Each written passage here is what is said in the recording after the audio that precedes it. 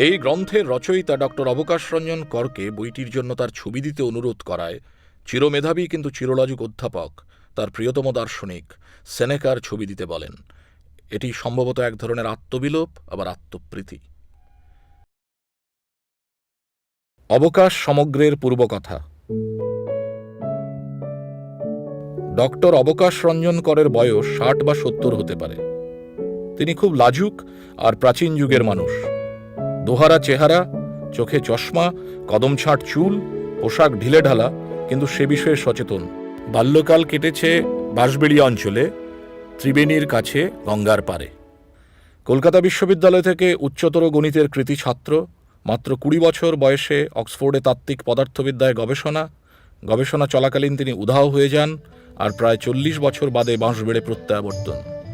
Bachelor, স্বেচ্ছায় না হৃদয় বিভ্রাটে তা জানি না, আর তিনিও কখনো তা স্পষ্টভাবে বলেননি। তিনি বাঁশবেড়েতে তার ১০০ বছরের পুরনো পৈতৃক ভিটেতে থাকেন। আপন ভোলা মানুষ।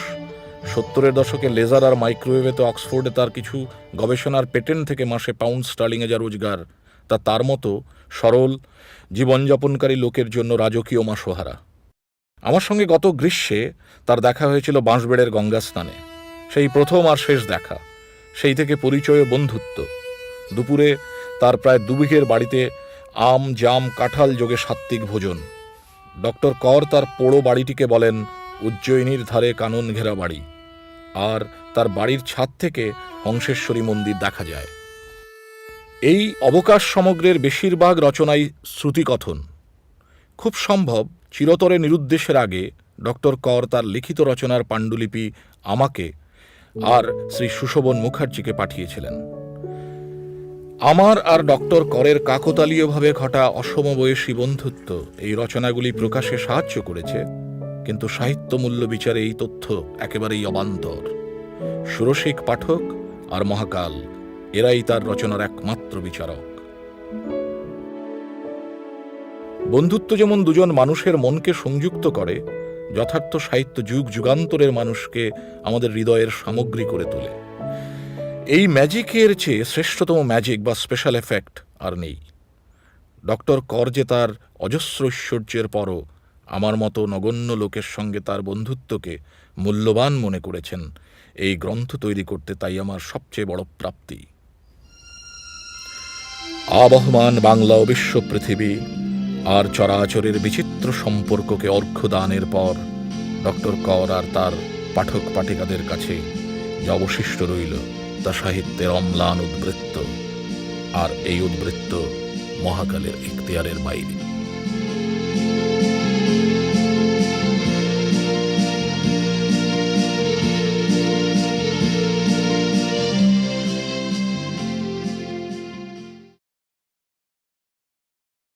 ইতিহাসের সত্যান্বেষী।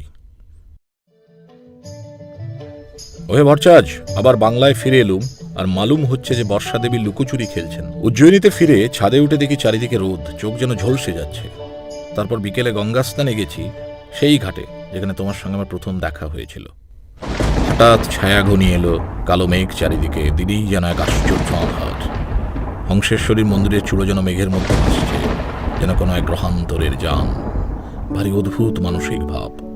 এই আধার, এই ছায়া ঘনিয়ে আসা, যাকে বাংলার এক কবি আবিষ্কার করেছিলেন আমস্টারডামের রিক্স মিউজিয়ামে রেমব্রান্টের নাইট ওয়াচের নৈশ প্রহরায়, আর লিখেছিলেন যে আধার আলোর অধিক। যদিও আমার আইনি স্ত্রী অঙ্ক, কিন্তু উত্তর ৩০-এ আমি বুঝলুম যে সাহিত্য আর ইতিহাসের প্রতি আমার প্রচ্ছন্ন কিন্তু তীব্র অনুরাগ। অঙ্ক দেবী জীবনধারণের টঙ্কা দিয়ে বাঁচিয়ে রাখলেন, কিন্তু ইতিহাসের প্রতি জীবনভর অনুরাগ রইল। সেই নিয়ে এক মজার ঘটনা বলি। সে ৭২ সাল হবে। কেমব্রিজে গেছি এক সহকর্মীর বাড়িতে। বন্ধু অধ্যাপক, আর তার কাজ ছিল কম্পিউটার নিয়ে, আর তার সঙ্গে গেলুম এক সেমিনারে। কেমব্রিজে অ্যালান টুরিং বিশুদ্ধ গণিত আর ভবিষ্যতের সকল যন্ত্রের মধ্যে একটি সূত্র আবিষ্কার করেন। তুমি যে কোনো কম্পিউটারই বানাও না কেন, টুরিং তার ভেতরের খবরাখবর জেনে বসে আছেন। সেই সেমিনারে দেখা হলো এক ইংরেজ ভদ্রলোকের সঙ্গে। লম্বা, মোটাসোটা, মুখটা যাকে বিবেকানন্দ বলতেন ওলবাটা মুখ, সেই রকম ইংরেজ। তিনি অকুণ্ঠভাবে বললেন যে ইতিহাসে তার কোনো প্রথাগত শিক্ষা নেই, আর তিনি জানতে চান সত্যি কি ঘটেছিল। এই নিয়ে গত 10 বছর ধরে তিনি অনুসন্ধান করছেন। যে ইংরেজ মাসবেড়েতে আমার অম্লান কৈশোরের নায়ক ছিলেন, সেই শার্লক হোমসের কথা মনে হল। আমি তাকে সে কথা বলতেই তার মুখ উজ্জ্বল হয়ে উঠল। সে বললে, তার কথাটি আজও আমার মনে আছে, ও yes, all the forensic evidence of history must be brought to study history to know what really happened. আমি কৌতূহলে জিজ্ঞেস করলাম, এই কম্পিউটার সেমিনারে তার কি অনুসন্ধানের আছে? সে আমাকে ভালো শ্রোতা পেয়ে নিয়ে গেল কেভেন্ডিশ গবেষণাগারের ধারে পার্কে। সামনে 800 বছরের পুরনো সবুজ ঘাসের গালিচা, ব্রিটিশ গ্রীষ্মের সূর্যালোকে উজ্জ্বল, কেম নদীতে ছেলেরা নৌকা চালাচ্ছে, বেশ ওলন্দাজ ছবির মতো লাগছে। সে উত্তেজিত হয়ে বললে, আপনি কি জার্মান এনিগমা কোড নিয়ে কিছু জানেন? এনিগমা কোড হচ্ছে সেই দুর্ভেদ্য সাংকেতিক লিপি যা জার্মান ওয়্যারমাখট বা যুদ্ধ বিভাগ ব্যবহার করত গোপন সামরিক খবরাখবর পাঠাতে। 1940 সালে দ্বিতীয় বিশ্বযুদ্ধের সময় এই কেমব্রিজেই সেই এনিগমা কোডের সংকেত ইংরেজরা ভেদ করে, আর তাতে টুরিংয়ের অসাধারণ অবদান ছিল। সে বলতে লাগলো যে 1940 সালে এই বিষয়টি পরিষ্কার হয়ে গিয়েছিল যে জার্মানরা এই যুদ্ধ জিততে পারবে না। তাহলে বলুন তো, যুদ্ধ আরো 5 বছর কেন চলল? আমাকে নীরব দেখে সে বলল, এই প্রশ্ন তাকে চঞ্চল করে তুলল, আর সন্দেহের তীর চার্চিলের দিকে। এই অনুসন্ধানের ফলে তাকে 2 একবার জেলেও যেতে হয়েছে, অজস্র অপমান, অর্থদণ্ড মামলা সবই হয়েছে, কিন্তু সে অনড়। আমি তাকে বললাম, আপনাকে জেলে যেতে হলো কেন? সে বলল যে এই এনিগমা কোড নিয়ে অনুসন্ধান প্রকাশ করার সময় সে জানতে পারল এই কোডের বিষয়ে ব্রিটিশ উচ্চতম মহলে গভীর নীরবতা, কিন্তু সেও নাছোড়বান্দা। জার্মান আর ইউরোপীয় আর্কাইভ মন্থন করে সে জানল সেই এনিগমা যন্ত্র ব্রিটিশ আর আমেরিকানরা দুর্ভেদ্য বলে অজস্র তৃতীয় বিশ্বের দেশে চড়া দামে বিক্রি করেছে। জাতীয় ব্যবসায়িক স্বার্থই এই নীরবতার কারণ। এই সত্য উদ্ঘাটনের জন্য তাকে 2 দিনের জন্য ব্রিটিশ জেলেও থাকতে হয়েছিল। আমি তার অনুসন্ধানের সাফল্য কামনা করে জিজ্ঞেস করলুম যে এখন তার কি কোনো অসুবিধে হচ্ছে? সে বলল, একটাই অসুবিধে, রাশিয়ার আর্কাইভ আমি দেখতে পাচ্ছি না। জানেন সেখানে কি মহামূল্যবান রত্ন লুকিয়ে আছে। ইস, একবার যদি আমি সেসব দেখতে পেতাম। ডায়েরি, ব্যক্তিগত চিঠিপত্র, আরো কত কিছু। সরকারি দস্তাবেজ জানেন তো, অনেক সময় আমাদের খবরের কাগজের মতো, সবই কন্ট্রোলড নিউজ। আসল খবর আছে বিজ্ঞাপনে, সেরকম ইতিহাসের ভেতরের খবর আছে সেসব কাগজে। ইতিহাসের গর্দবেরা, মানে বেশিরভাগ পেশাদার ঐতিহাসিকরা, ডায়েরি, ব্যক্তিগত চিঠিপত্রের খবর রাখেন না। আমি রাখি, আর এমন সব খবর পাই যা তারা জানেন না বা জানবেন না। আমার উপরে শত্রুতার এই হলো মূল কারণ। বুঝতে পারছে আজ এই লোকটি সত্য পেয়েছে সে বলার অধিকার আমার নাই, সম্ভবত কারুরই নাই। কিন্তু যা সন্দেহাতীত তা এই যে সে একটি পবিত্র অনল হৃদয়ে পেয়েছে। এই নিষ্ঠার প্রতি আমার প্রণাম রইল।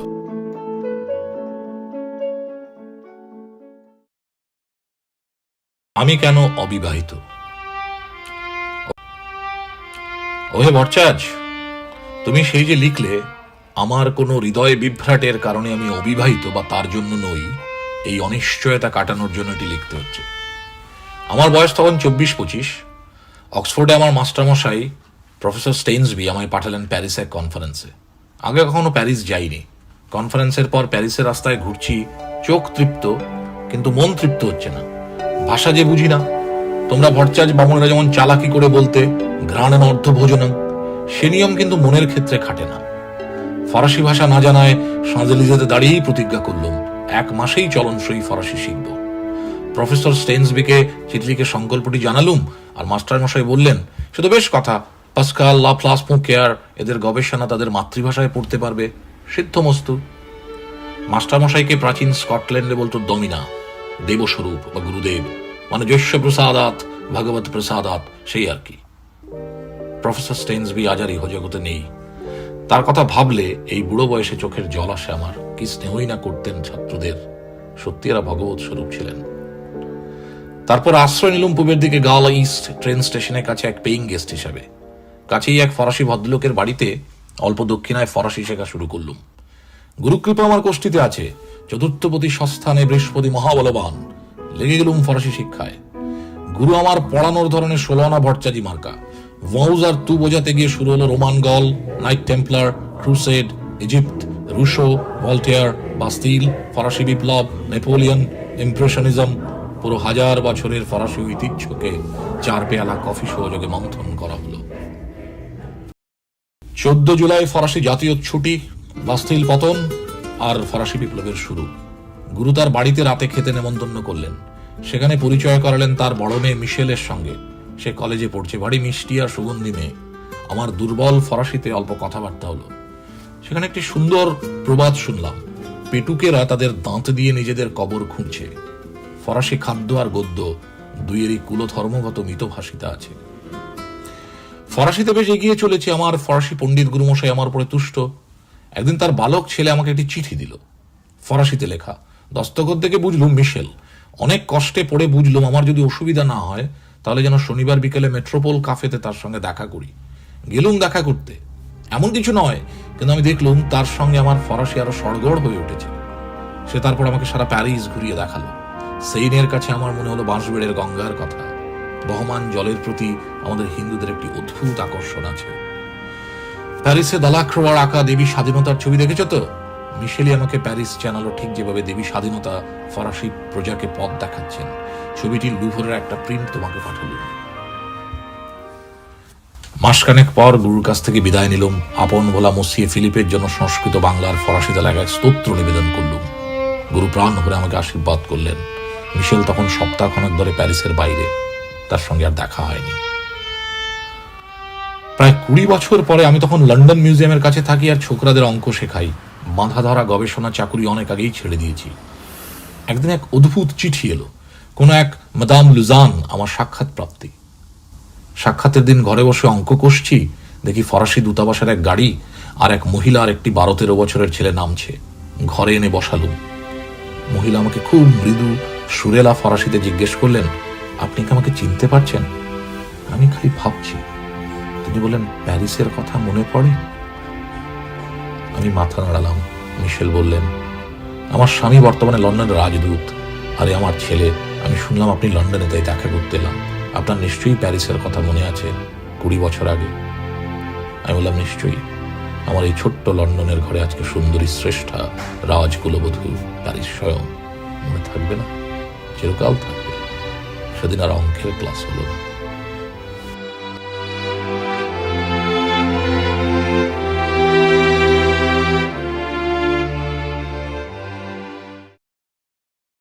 শ্রী নীরজচন্দ্র চৌধুরীর স্মৃতি।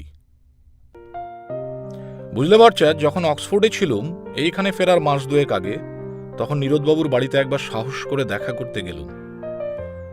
ইংরেজি আর বাংলায় সমান শক্তিমান এরকম সব্যসাচী লেখার হাত পৃথিবীতে খুব কম দেখা যায়। সে সময় তিনি আত্মঘাতী বাঙালি লিখছেন। 20 লাথব্যারি রোডের বাড়িতে সকালে গিয়ে দেখি ধুতি পাঞ্জাবি পরে বাগানের গাছে জল দিচ্ছেন। চিরমেধাবী আবার চিরবিদ্রোহী, আর ইংরেজিতে যাকে বলেন কন্ট্রারিয়ান, তার শ্রেষ্ঠতম উদাহরণের একটি। বসার ঘরে তার পেছনেই কাশীর দশাশ্বমেধ ঘাটের ছবি। শ্রীমতী চৌধুরী খুব আদর করে নিজের হাতে তৈরি এক সুস্বাদু ইতালিয়ান পদ খাওয়ালেন। নীরদবাবু সারা জীবন মগজার হৃদয় চালিয়েছেন, নির্বাসিত বা স্বেচ্ছা নির্বাসনে। রেকর্ডে বাংলা গান শুনে তিনি কান্না করেন, একথা তিনি আমাকে নিজে বলেছেন। তবে নীরদবাবুর সঙ্গে আলাপ চালানো সহজ নয়, অল্প নমুনা দিচ্ছি। তুমি কি এখানে ডক্টরেট প্রার্থী? না, ওইটি হয়ে গেছে। কোন বিষয়ে? ফিজিক্সে। তার কোন বিষয়ে? লেজার প্রযুক্তি। এই প্রযুক্তি বিষয়টি একটি ধাপ্পা, তবে এতে অনেক নতুন আবিষ্কার হয়েছে। এই প্রযুক্তি আবিষ্কারও আরেকটি ধাপ্পা। ব্যাপার সুবিধের নয় দেখে আমি প্রসঙ্গ পাল্টালাম। আপনি দেশে যান না কেন? সেটি আমার বইয়ে বিস্তারিতভাবে লিখেছি। আমার আর নতুন করে কিছু বলার নেই। আমি ধীরে ধীরে বললাম যে আমি স্থির করেছি যে বাঁশবেড়েতে ফিরে যাব। কোথায় বললে? বাঁশবেড়িয়া? নীরদবাবু উঠে গিয়ে একটা রেকর্ড চালালেন। সোনা বন্ধুরে,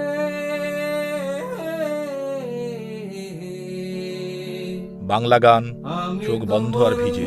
বোধহয় কিশোরগঞ্জের মেঘনার পারে ফিরে গেছেন।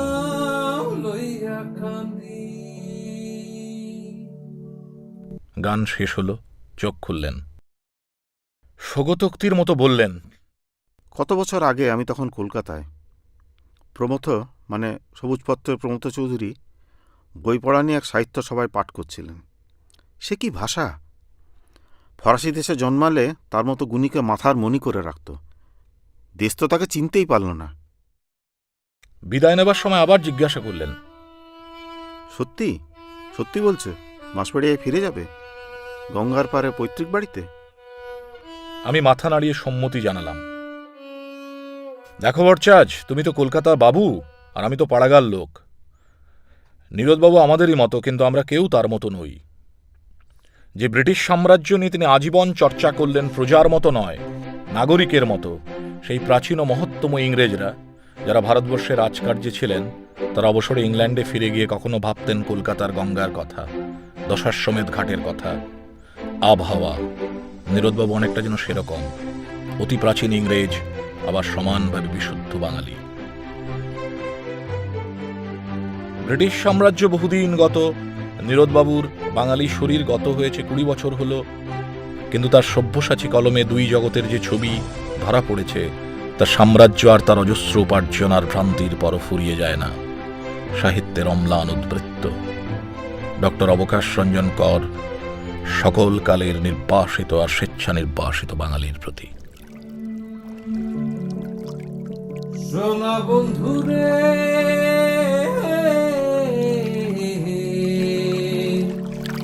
আমি তোমার নাম লইয়া কান্দি।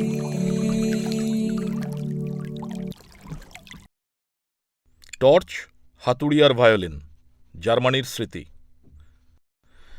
বুঝলে ভট্টাচ, জার্মানিতে একবার গেছিলাম এক কনফারেন্সে। আমি তখন নেহাতি ছোকরা, সে বন বিশ্ববিদ্যালয়ে, রাইন নদীর ধারে। আহা, কি সুন্দর ক্যাম্পাস! তখন আমার গবেষণা ছিল কসমোলজি বিষয়ে। আমার মনে হচ্ছিল এই যে বিগ ব্যাং, একটা বোমা থেকে এত কিছু, এত সৌন্দর্য, এত প্রাণ, রবি ঠাকুরের গান তৈরি হলো, যা একেবারে আদিতে কিম্ভূত কিমাকারে বিস্ফোরণ, তা সব সৌন্দর্যের আদি। মন মানছিল না। আমার এক জুনিয়র ছিল, বাঙালি, তার নাম বিভাস দে, এই তোমাদের দেশের মানে শ্রীহট্টের লোক। সে থিওরি দিল যে আদিতে ছিল ম্যাগনেটিক ফোর্স। আমি সে ধারণা নিয়ে অঙ্ক কষে একটা থিওরি মতো বানালাম। জানতাম কপালে কষ্ট আছে, বিগ ব্যাংয়ের পাণ্ডারা আমাকে ডান্ডা দেবে। যা হবার তাই হলো।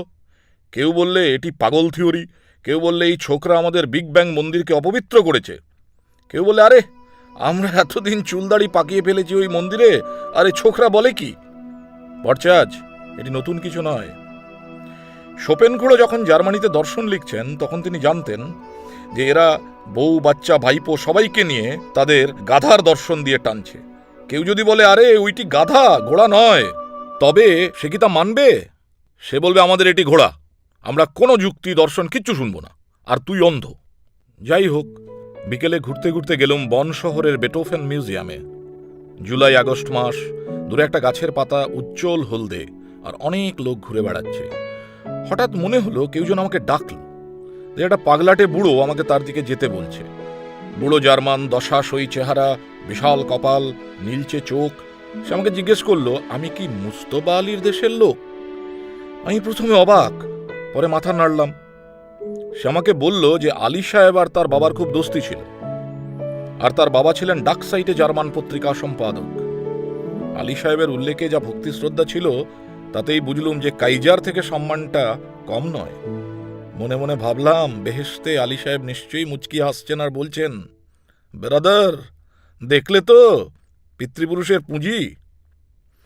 তোমরা জানো না ভট্টাচ, এই মুজতবা আলী সাহেবের মতো গুণী আর রসিক রসস্রষ্টার জন্মের জন্য সব ভাষার সরস্বতী সবসময় দোয়া করছেন।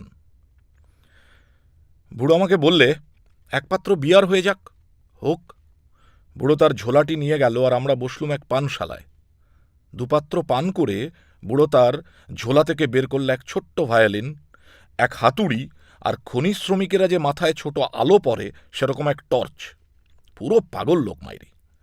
আমায় এবার সে বললে, এই যে আলো, সেটা দিয়ে সে ভগবানকে খুঁজছে।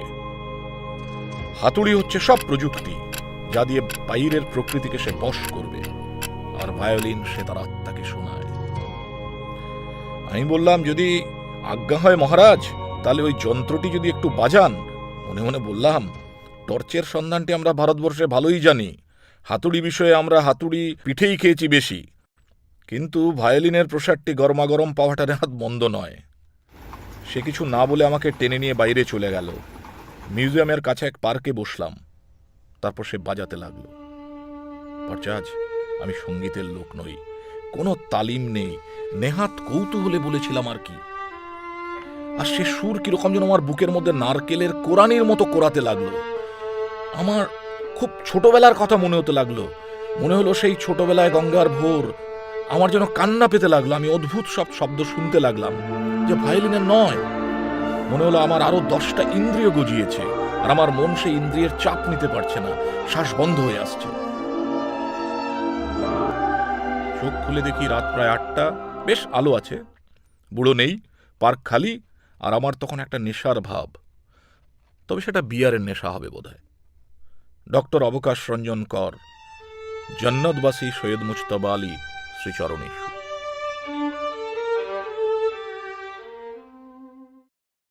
রোম নগরীতে অবকাশ। ওয়ে ভট্টাচ, তোমার বন্ধু মুখুজ্জে কবি ছাড়াও অনেকের কাছে আমাকে অবকাশ বা লেজারের প্রেমিক হওয়ার সাফাই দিতে হয়েছে। অনেকের মতে অবকাশের প্রতি আমার এই ভালোবাসা আসলে দুরারোগ্য আত্মপ্রীতি। কিন্তু বিষয়টি আমার মনে এত সহজ নয়। এ বিষয়ে তর্কের কচকচির চেয়ে তোমায় একটি গল্প শোনাই, যা ঘটেছিল রোমে। আমি তখন সেখানে ঘুরে বেড়াচ্ছি। চালচুলো নেই, থাকে এক পাইস হোটেলে, কলোসিয়াম আর ভিয়া দি ইম্পেরিয়ার কাছে। একদিন গেছিলাম কিট শেলির কবরখানার পাশে। আহা, সনাতন রোম, এককালের ধরা রাজধানী। সেখানে 2 ইংরেজ কবির কবর। এককালে কত ব্যস্ততা ছিল এই নগরীর। ভারতের মালাবার থেকে আনতে হবে গোলমরিচ, বাংলা থেকে রেশম, আফ্রিকা থেকে সার্কাসের বাঘসিংহ, গল যা এখন ফ্রান্স, তা থেকে মদ, সিলেশিয়ার খনি থেকে ধাতু, ইতালি থেকে মার্বেল পাথর, ইজিপ্ট থেকে গম, এখন যাকে আমরা ব্রিটিশ দ্বীপপুঞ্জ বলি, সেখান থেকে কিছু আনা হতো আমি জানি না। বোধহয় সেখানে তখন উৎকৃষ্ট কিছু পাওয়া যেত না। আর যুদ্ধ, যুদ্ধের শেষ নাই। রোমান সৈন্যের নাম শুনলেই পৃথিবীর সেনারা কাঁপত। সারা পৃথিবীর রাস্তা রোমে এসে মিশেছে। সেই যে বলে all roads lead to Rome. Rome ফ্রান্সের নাইমসে 400 মাইল দূর থেকে জল আনার জন্য এক পাথরে তৈরি পাইপলাইন বানালো। 2000 বছর তা জল বয়ে নিয়ে গেল, আর তার সৌন্দর্য অতুলনীয়। প্রাচীন রোম বেশি সময় সহ্য করা যায় না। ফোরামের পাশ দিয়ে যাচ্ছি, সামনেই সম্রাট অগাস্টাসের তরণ। জুলিয়াস সিজারের ভাইপো অগাস্টাস সম্ভবত সর্বকালের সবচেয়ে শক্তিশালী মানুষদের একজন। তার কথাই ছিল আইন। পৃথিবীর সবচেয়ে শক্তিশালী সেনাবাহিনীর সর্বাধিনায়ক, নিরঙ্কুশ ক্ষমতা, আর মৃত্যুর পর দেবতাদের মতো পূজনীয়। এলোমেলো ভাবতে ভাবতে চলে এলাম টাইবারের পারে। ছোট ছোট খাবার জায়গা, অনেকটা কলকাতার মতো। টাইবার রোমান সূর্যালোকে স্নাত, দূরে বের্নির ফোয়ারা, আরও দূরে ট্রেভি ফোয়ারা, কাছেই দেখি কলকাতার বই পাড়ার মতো পুরনো বইয়ের দোকান, যদিও আয়তনে অনেক ছোট। সেখানে এক বুড়ো বই বিক্রি করছে, হাতের উপরে উল্কি করা এসপিকিউআর, রোমান সৈন্যদের মোটো সেনাটাস পাপুলাস্ক রোমুলাস, বা রোমের জনগণ ও রোমান সেনেটের প্রতি। সেখানে দাঁড়িয়ে দেখি অনেকগুলো সৈন্য, পুরনো রোমান সৈন্যের মতো দেখতে, লোকেরা দাঁড়িয়ে আছে। এরা বোধহয় ট্যুরিস্টের কাছে এসব অভিনয় করে 2 পয়সা কামায়। একজনের সঙ্গে একটু আলাপ করলাম। সে বললে, আমি প্রিটোরিয়ান গার্ড সাজি, কারণ দেশের যা অবস্থা, সংসার চালানো মুশকিল হয়ে দাঁড়িয়েছে। এরা ছিল সম্রাটের একান্ত ব্যক্তিগত দেহরক্ষী, আর রোম বিনষ্টির পথে সেই মহাপতনের সময় রক্ষীরা সম্রাট পদ নিলাম করত, আর ইচ্ছামতো নতুন সম্রাটকে মেরেও ফেলত। তার কাছে এক ছোট বই পেলুম, অগাস্টাসের বন্ধু সেনেকার লেখা ডে ব্রাভিটাস ভিটা, বা জীবনের অদীর্ঘতা। বইটি নিয়ে পড়তে লাগলুম। চমৎকার বই। এক জায়গায় সেনেকা লিখেছেন যে অগাস্টাস তখন মৃত্যুশয্যায়। খুব সম্ভবত সেনেকা তখন রাজশয্যার কাছেই। সেনেকার দর্শন ছিল স্টোইক দর্শন, গ্রিস থেকে ধার করা। গ্রিস পরাধীন, কিন্তু অভিজাত রোমানদের এই জ্ঞান টনটনে ছিল যে মনের সম্পদের জন্য প্রাচীন গ্রিসের কাছে ছাত্র হয়ে তার পদতলে বসতে হবে। অনেক অভিজাত রোমানদের প্রাসাদে গ্রিক বালক রোমানদের গৃহশিক্ষক ছিল। এই গ্রিকরা অনেক সময়ই রোমানদের দাস ছিল। আমিও রোমে গৃহশিক্ষক হয়েছিলাম, সে কাহিনী আরেকদিন বলবো। সেই সম্রাট অগাস্টাস আক্ষেপ করছেন অজস্র কীর্তির পরও যে তার জীবনে তিনি জীবনের শ্রেষ্ঠতম মাধুর্য অবকাশ পেলেন না। এই না পাওয়া তার সকল সামাজিক ও সামরিক কীর্তি, ক্ষমতা, পার্থিব ভোগ, স্মৃতি এসবও ভরিয়ে তুলতে পারেনি। ডক্টর অবকাশ রঞ্জন কর অবকাশ সিদ্ধ, যারা নিজেদের সময়ে রাজ চক্রবর্তী সম্রাট, সেই ভাগ্যবানদের প্রতি। জাপানের স্মৃতি। এবার পূর্ব দিকে যাত্রা, জাপানে। অক্সফোর্ডে আমার সহকর্মী ছিলেন অধ্যাপক নাকামুরা। তিনি নিমন্ত্রণ পাঠিয়েছিলেন। মনে ভারী ভয়। সেই কত আগে, প্রায় 40 বছর আগে প্রথম গেছিলুম জাপানে। তখনই জাপান আমার মনোহরণ করেছিল। প্রাচ্যদেশীয় মৃদুতার সঙ্গে পাশ্চাত্যের নিষ্কম্প শৃঙ্খলার উদাহরণ দেখেছিল, যা বিশ্বে আর কোথাও নেই। মনে মনে ভাবছি, যাকে দেখেছিলুম কত আগে, এখন তাকে কিরকম দেখব। 80-র দশকে অধ্যাপক নাকামুরা টোকিওতে ফিরে যান। টোকিও বিশ্ববিদ্যালয় থেকে অবসর নিয়ে তিনি এখন থাকেন তোক্কাইদোতে। সে টোকিও শহর থেকে ট্রেনে 2 ঘন্টার পথ। তিনি আমাকে নারিতা বিমানবন্দরে নিতে আসবেন। আমার এই বয়সে সবচেয়ে বড় ভয় হচ্ছে মৃত্যু ভয়। যৌবনে কিছু ভাবলে মানুষের লক্ষ্যের কথা মনে হয়, কিন্তু একটা বয়সে আমাদের হিন্দুদের মৃত্যু চেতনা প্রবল হতে শুরু করে। আমি এই বয়সে আছি। তাই এই চিঠি তোমায় লিখে আমার কম বয়সের জাপান স্মৃতিটুকু আবার মনে পড়ার অভ্যাস করছি। প্রবাসে দৈবের বসে জীবতারা যদি খসে। জাপান বললেই আমার প্রথম বিস্ময় হয় জাপানি ভাষা। জাপানিরা পৃথিবীর যাবতীয় জ্ঞানের চর্চা মাতৃভাষাতেই করে। এটি যেমন আমাদের পক্ষে বিস্ময়ের, জাপানিদের সঙ্গে কথা বলে জেনেছি যে আমরা যে ভারতীয়রা ইংরেজি ভাষা ব্যবহার করি, সেটাও তাদের পক্ষে কম বিস্ময়ের নয়। আর জাপানি ভদ্রতার মধ্যে একটি আত্মার সৌরভ আছে, যা যে কোনো বিদেশির আত্মাকে মোহিত করে। জাপানে গিয়ে চোখ দিয়ে মন দিয়ে পুরো দেখতে আমি তো অক্ষম ছিলাম, এখনও ভাষা যে পুরো বুঝি না। বুঝতে পারলাম এদের জীবনযাত্রাই এক ধরনের শিল্পকলার অনুশীলন, আর এই চর্চা জাপানিদের ভদ্রত করেছেই এদের কাজও এরা অত্যন্ত ভালোভাবে করতে পারে, আর এতে জাপানিদের সিদ্ধি প্রশ্নাতীত। জাপানের একটি ঘটনা বলি যে আমাকে তীব্রভাবে নাড়া দিয়েছিল। ঘটনাটি অধ্যাপক নাকামুরাকে নিয়েই। তাত্ত্বিক পদার্থবিদ্যায় তার কাজ বিশ্বের বিজ্ঞানী মহলে তখন খুবই সমাদৃত। তিনি যখন জাপান ফিরে যান, তখন সম্ভবত তাকে উপাচার্য জাতীয় কোনো উচ্চতম প্রশাসনিক পদে নিয়োগ করা হয়েছিল। তার কোয়ার্টার ছিল একটা ছোটখাটো শিন্টো আশ্রমের মতো। 90 দশকের মাঝামাঝি আমি জাপানে গেছিলাম একটি কনফারেন্সে, কোবে শহরে। সেটি আমার দ্বিতীয়বার জাপান যাত্রা।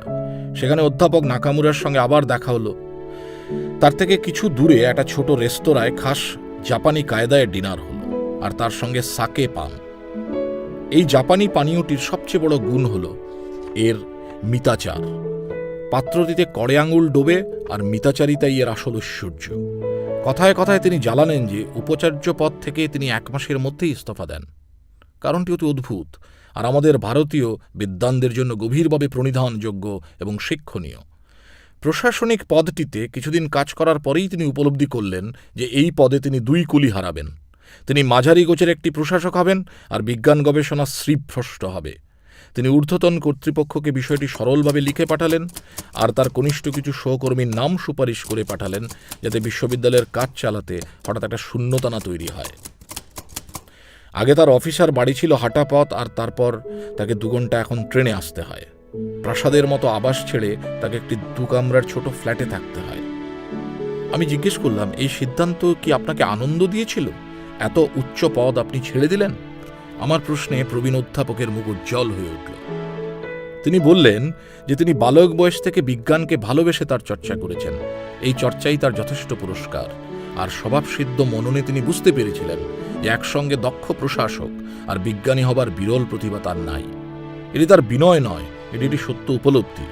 আর এটি বুঝেও তিনি যদি পদের মোহে পড়ে থাকতেন, তবে তিনি বিশ্ববিদ্যালয়কে ঠকাতেন, বিজ্ঞানকে ঠকাতেন, আর সবচেয়ে বেশি ঠকাতেন নিজেকে। স্বধর্মে নিধনং শ্রেয় পরধর্ম ভয়াভয়। গিনজা মেট্রো স্টেশনে তাকে ট্রেনে তুলে দিতে গিয়ে প্রশ্ন করলাম, এই যে 2 ঘন্টা ট্রেনে কাটান কিভাবে? তিনি হেসে বললেন, আরে এটাই তো আমার চিন্তার কারখানা। এই ট্রেনে বসেই তো আমি ভাবি আর পড়ি। আমার বেশিরভাগ গবেষণাপত্রের খসড়া আমি এই ট্রেনেই লিখেছি। হুশ করে জাপানি ট্রেন বেরিয়ে গেল। আমি মনে মনে ভাবলাম, অধ্যাপক এখন হয়তো একটু গুছিয়ে বসেছেন, আর ব্যাগ থেকে বের করে কোনো বিজ্ঞান পত্রিকাতে ডুব দিয়েছেন। ডক্টর অবকাশ রঞ্জন কর জাপান যাদের মনোহরণ করেছে তাদের সবার প্রতি।